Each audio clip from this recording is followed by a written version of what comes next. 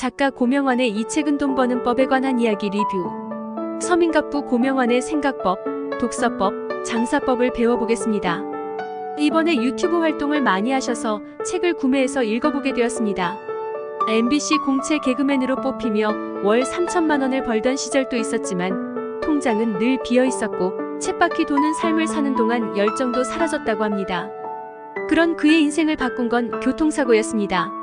사흘 안에 죽을 수도 있다는 죽음의 문턱까지 다녀온 고명환 작가는 과거 세상에 끌려다니던 삶에서 현재 주도적인 삶을 살고 있는 작가이자 사업자이자 강연가의 이야기를 한번 들여다보고 저의 생각을 적어보도록 하겠습니다. 저 또한 고명환 작가님과 생각의 결을 같이 하는데요. 그래서 저도 현재 하고 있는 사업이 피트니스 관련 사업을 하고 있기도 합니다.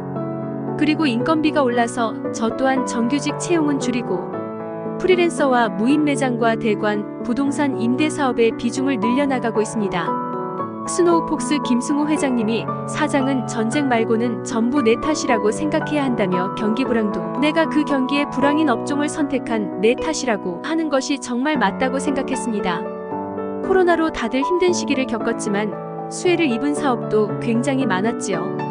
예를 들면 온라인 쇼핑몰과 배달이 그렇다고 볼 수 있습니다. 인원을 늘리기는 쉽다. 메뉴를 늘리기도 쉽다. 줄이는 게 어렵다. 이 부분도 정말 공감하였는데요. 정말 일을 벌려본 사람은 모두 공감할 것입니다. 일을 벌리는 것보다 줄이고 정리하는 것이 훨씬 더 힘들다는 것을. 아무래도 고명환 작가님은 요식업에 관심이 많으시고 실제로 메밀꽃이 피었습니다. 메밀국수집을 운영하고 계시다 보니 요식업으로 비유를 많이 해주셨습니다.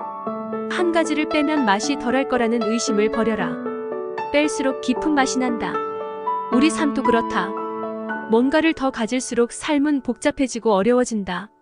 버릴수록 행복하다는 정리의 마법이다. 돈 버는 요리의 반대는 더하기다.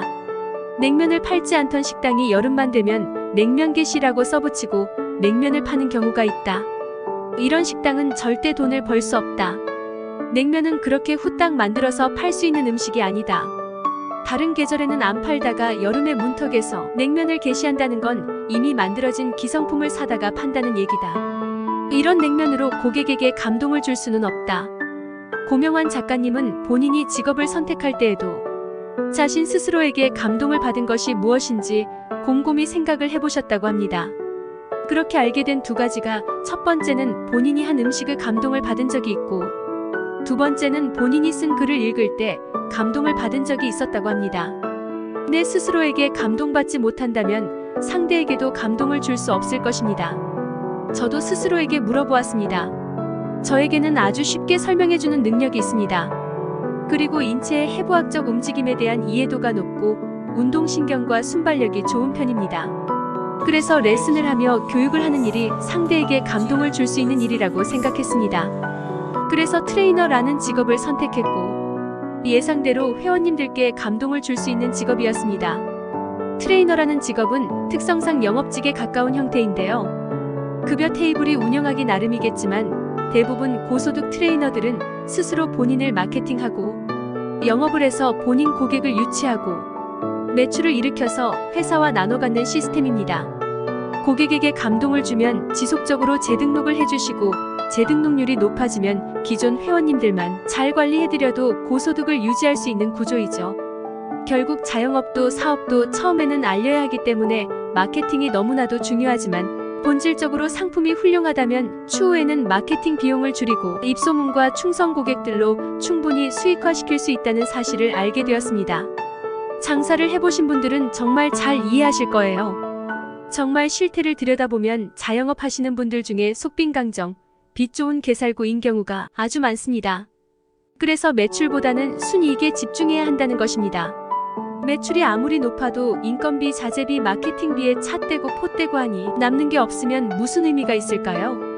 확실히 고명환 작가님은 음식 장사를 하시는 분이셔서 이 부분에 대해 명확하게 이해하고 계신 느낌이었습니다. 저 또한 상당히 공감했던 내용인데요. 실제로 책을 읽는 시간보다 읽고 난 뒤 사색에 잠겼을 때 더욱 많은 아이디어가 떠오르는 경우가 많았습니다. 그리고 과거 출퇴근길이 편도로 20분 정도 걸리는 거리였는데 그렇게 출퇴근길에 법률 스님의 증문즉서를 들으면서 마음 공부를 한 뒤에 출근을 했을 때 훨씬 일하는데 마음이 편안하다는 느낌을 받았습니다. 이렇게 우리의 마음은 약한 존재이기 때문에 하루에 한 번씩 마음을 다잡는 것이 중요한 것 같습니다. 그래서 군대에 가면 매일 아침 복무신조를 외치고 불교나 기독교의 주기도문 같은 것이 있는 것 아닐까라는 생각도 해보았습니다. 우리는 스스로 잠재의식을 다스려야 합니다. 그래야 우리가 원하는 삶을 살 수 있을 것입니다. 우리의 인생의 의식은 단 5%밖에 되지 않습니다. 95%의 잠재의식이 우리의 삶을 지배합니다. 당연히 그럼 95%에 주력해야 되지 않을까요? 하지만 95%의 잠재의식은 눈에 보이지 않기 때문에 많은 사람들은 소홀히 하는 것 같습니다. 그래서 결국 5%의 부자가 95%의 부를 지배하는 것이겠지요. 사실 어디에나 95%와 5%의 진리는 변하지 않는 것 같습니다. 하지만 내가 5%가 될 것인가, 95%의 사람이 될 것인가는 언제까지나 나의 선택일 것입니다. 감사합니다. 지금까지 안티프레질이었습니다.